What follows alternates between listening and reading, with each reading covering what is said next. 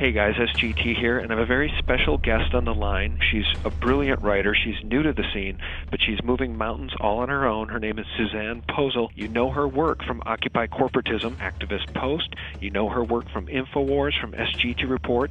Everybody is picking up Suzanne's material. Suzanne, welcome. Thank you for having me. Suzanne, you're really a great writer. I really have to give you kudos on your research, your hyperlinks, your vetting, your information, and that's why everybody is picking up your articles, because they're very, very detailed, but you're talking about some very scary things. We do that too here at SGT Report. I talk to a lot of smart people. I spoke with James Wesley Rawls not too long ago, who said, and I quote, "We're entering into an age of deception and betrayal by our own government." And Suzanne, that's basically what you've been writing about across the board, whether it's vaccine information or your article titled U.S. Army Tactical Manuals Describe How to Control Domestic Insurrection. Why don't you let people know why you wrote that and what it means? I wrote that because there's a bunch of articles that have come out. It started with Rex 84, and it's turned into a bunch of manuals and a bunch of executive orders that put in place martial law. And the military likes to perform war games, so that's why we're seeing military on the streets practicing.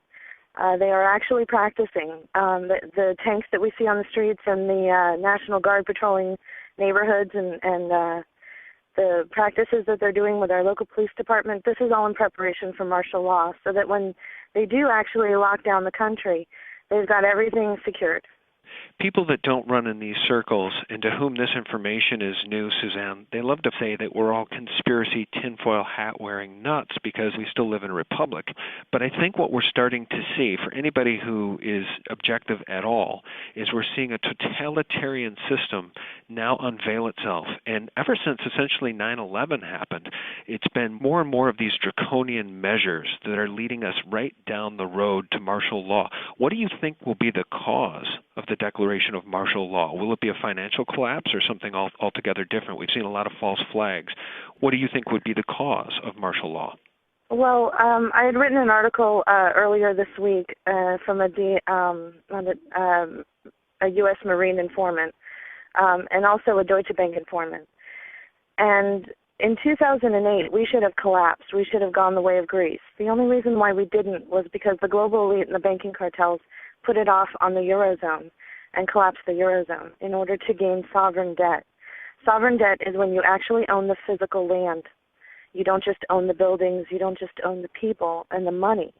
They're extracting wealth so that the only thing that the governments will have left to give them is the actual land that they own. While they're doing this, they're amassing this wealth in order to redirect it toward martial law endeavor, and not just in America, but globally. They want to lock down every country and force us into global governance, eventually force us into a global reserve currency that is like the Bancor that the IMF has been pushing. So in 2008, when Hank Paulson went to the Congress and said that they had to bail out the banks for $700 billion or martial law would be declared, they weren't lying. They went ahead and passed that, and they gave this money to the Chinese. But the Chinese, since then, have been backing their currency, their fiat currency, in gold. And China's been doing this, India's been doing this, and Russia's been doing this.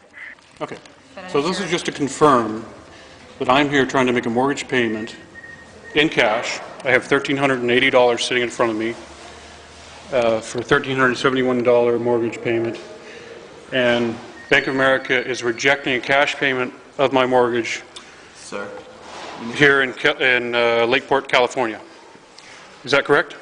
So you need to turn that off. Is that correct? You need to turn that off, sir. This is what I've just been told.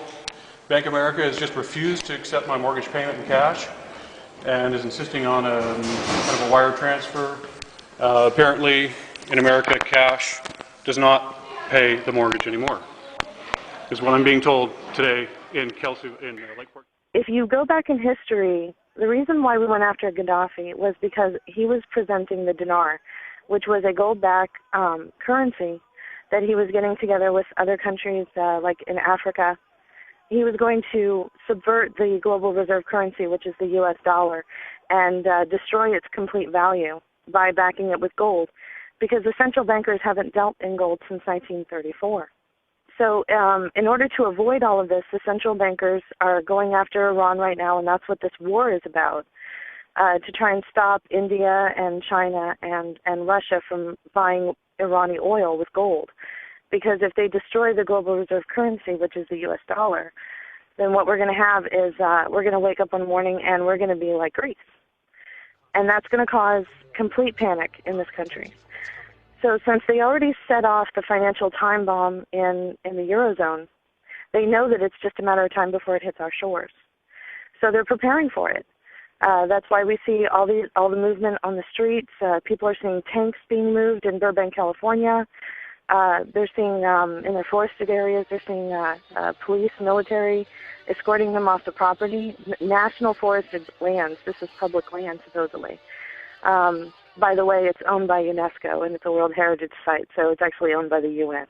But anyway, people are seeing military on their streets. In Anaheim, California, they announced that because of the protest, it was a state of emergency, which I feel is a code word for martial law. I think they're trying to beta test to see if they can go ahead and lock down the country by doing it incrementally through different stages, causing problems, problem, reaction, solution, causing problems in cities, and then go ahead and locking it down and seeing how it works, kind of like a war game. One thing I forgot to mention was through the Deutsche Bank informant, I was alerted to the idea that they're going to possibly create like an internet virus that would attack the banking system, like they're using Flame and Susnet. And there's a new cousin of these two that is going around Iran. Mm-hmm. And what they would do was, on a Friday afternoon, they would say, well, we have to shut down the banking system because there's a virus in all the banks. You won't be able to use your ATMs over the weekend, but on Monday morning you'll be fine. Well, if you hear of anything like that, you have 72 hours before they roll out martial law. So wait a minute, Suzanne, you're saying that if you see anything like that in the news media or otherwise, you have 72 hours? Why don't you repeat that, help people understand what that means? When they're going to roll out martial law, they think that when the financial collapse hits the shores of the United States, they have 72 hours. So with my Deutsche Bank informant and talks with other people in the alternative media, my contacts, I just think that it's possible that a scenario like this, I'm not saying that this will happen, but a scenario like this, and it would give you something to look for, a little red flag to look for. Let's say that the banks all say that there's a virus in all the banking systems, all of the banks, and they have to shut down, like on a Friday.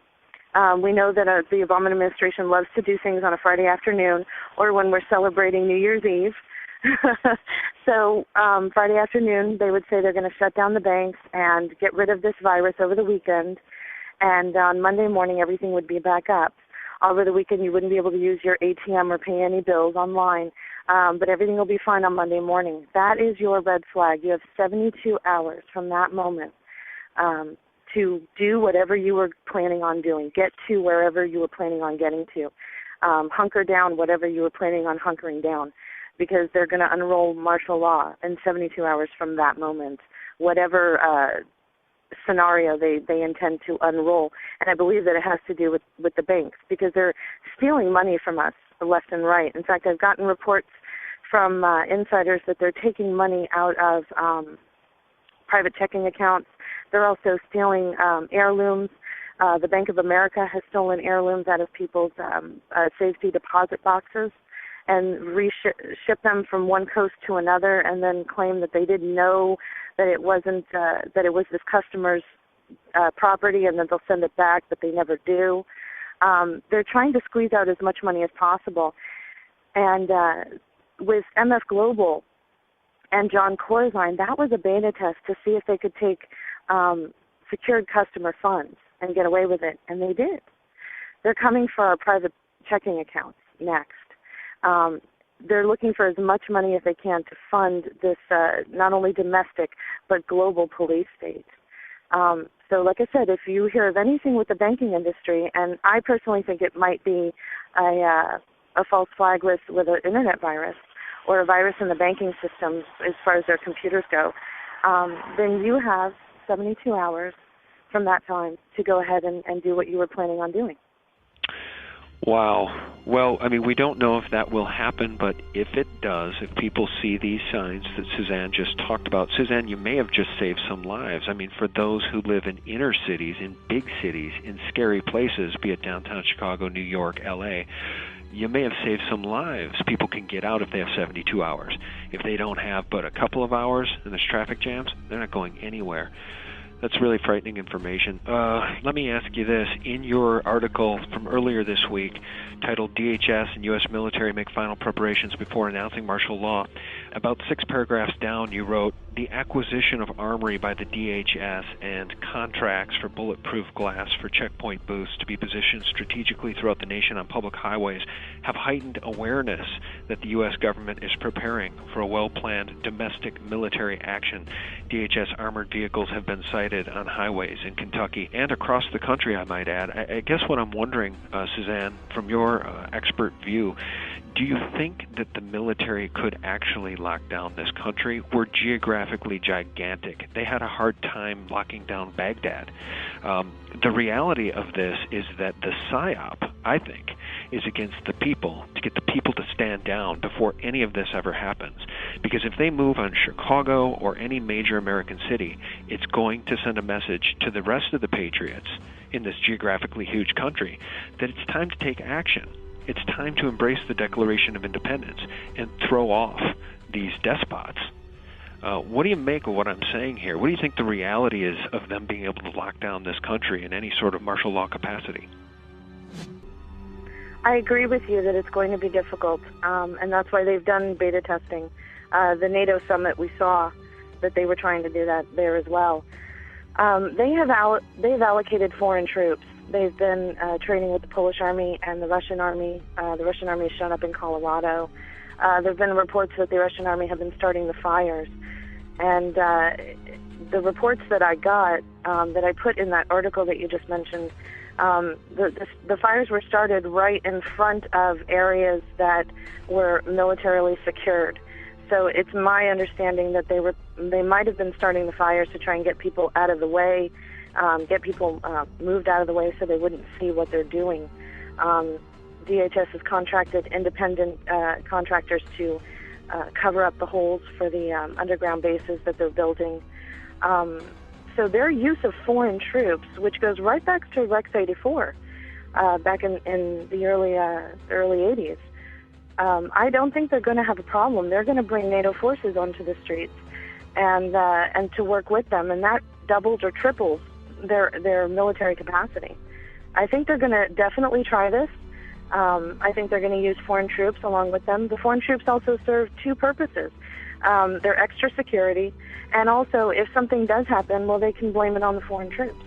You know, they can say, oh my God, the Polish army was here. Oh, the Russians were doing this. We should go and get the Russians now. Yeah, I think what this government is now doing with these false flags with what I'm calling these false flags that we saw in Aurora and in Wisconsin, is they're doing their level best before martial law happens to disarm the people. What do you make of what I just said there, and what do you make of what I'm calling false flags in Aurora and Wisconsin, Suzanne? They are definitely false flags. James Holmes had ties all the way going back to his grandfather with DARPA and mind control techniques, and he was studying mind control. He worked with the Salk Institute on mind control and flicker fusion, which is where they insert images into the screen while you're watching television or even on a website, and it moves so fast that only your subconscious picks it up. In Aurora, his apartment was booby-trapped with homemade bombs. And the Pentagon has just come out and said that a lot of people homegrown terrorists are building these homemade bombs. And so they're asking Congress to relax posse comitatus in order to respond to this, to allow